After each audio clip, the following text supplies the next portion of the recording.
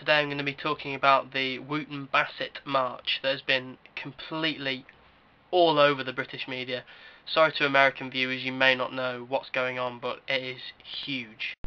My personal perspective is that I think it's wrong that they're having the march, and that's not at all racist. What I'm trying to say is that maybe the fact that they're marching, yes, it's a good idea because it's their free speech and they feel strongly about that their people have died. But I think the location of the march is perhaps wrong, as they're marching through a place which is traditionally used to commemorate soldiers of the British Army. And I think if we're commemorating the other side's soldiers and civilians through a completely British area, I don't know. Personally, I think that's wrong, and I think it's going to cause a lot of trouble, as obviously people have been thinking about causing the various groups, the National Front.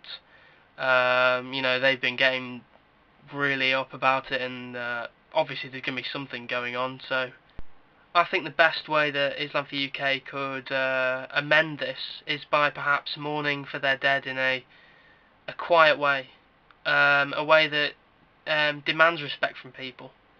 Not going out in the public eye and saying, "Oh yes, we're going to do this. It's a march." We're showing our feelings through forceful acts, and I guess in a way that's what they're trying to do. I think that if Islam for UK did want to commemorate the dead soldiers and civilians from the Afghan war on the opposing side, that they should do it in a more quiet way, not go through a town which is being used to house the dead soldiers of the British Army, in an area that's pretty much entirely British. It's sort of like, this is a huge overestimate, but it's sort of like if they're parading the dead Nazi soldiers through Israel. It's between the Jews and the Germans. In this case, it's between the Afghan and the English. But that's just the way I feel. I'm not racist at all. I just don't feel it's right for them to parade their dead through a town where British soldiers are being paraded through. I think it's morally wrong. I'd like to share with you the point of view now of Steven Ilchev, a friend of mine on Facebook. This was penned by him in 2009. It's a short description of how he feels about the issues with Islam and their cultural integration with the UK. It's called English Cultural Resolve Yields Not. Anjem Choudhury, you have been told. Your fascist organisation carries no weight here. You are just another benefit scrounger, an imported chav. You'll never march anywhere in our fair land because your bile sickens every decent person here. You'll never march anywhere in our fair land because your bile sickens every decent person here.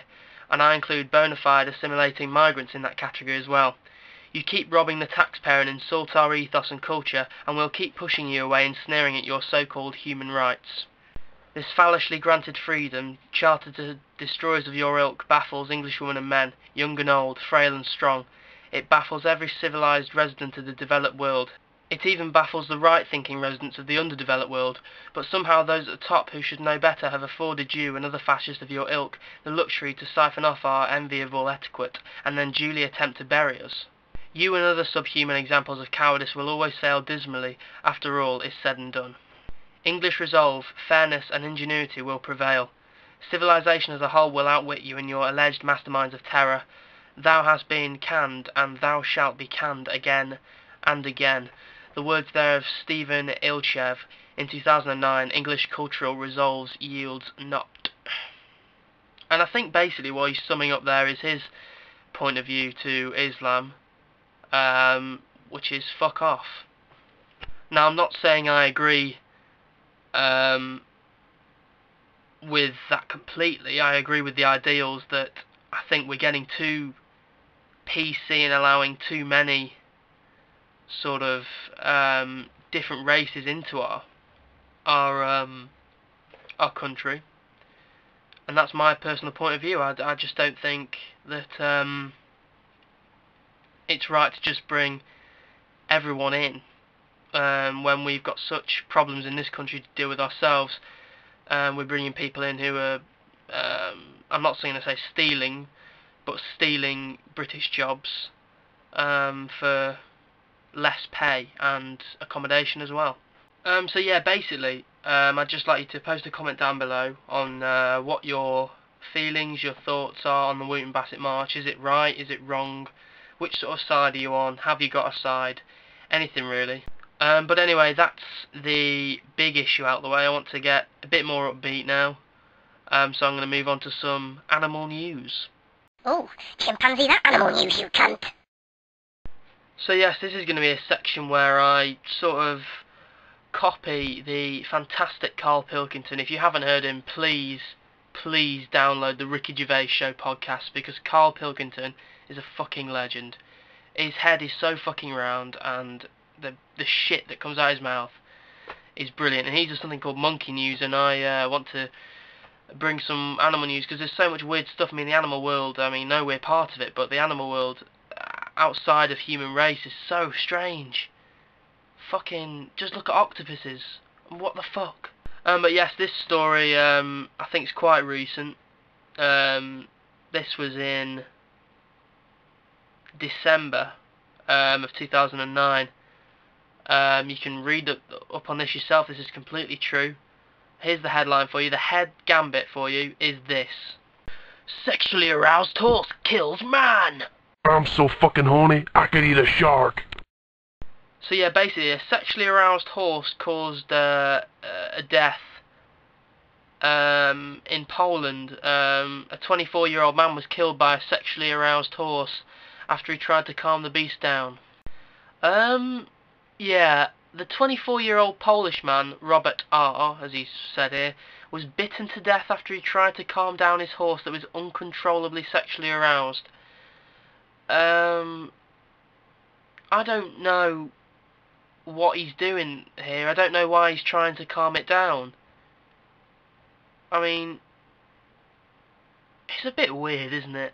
A horse getting aroused for a start's pretty fucking strange, just to that extent where it would kill someone. But if you know your horse is that aroused, don't fucking calm it down. Look at its cock. That cock could smash you in the face and beat the shit out of you. And to be honest, that's not a way I'd like to go. Smashed by horse cock. Supposedly he broke one of his legs with the horse cock, and the autopsy revealed that the man died from a severed jugular vein and a spinal injury. So, one, he got his leg broken by the horse's huge swinging dong. The horse then bit his throat out and broke his back. Horny horse. Horny horse. Fucking weird story. So yeah, that's my animal news for you. If you've got any opinions on that, do you think that's a good way to die? A horse beating you to shit with its cock? I don't, but maybe that's your dream, to die that way. I don't know. I don't know who's listening to these things. YouTube's a varied community. People may like that sort of thing. I don't know. But anyway, yes.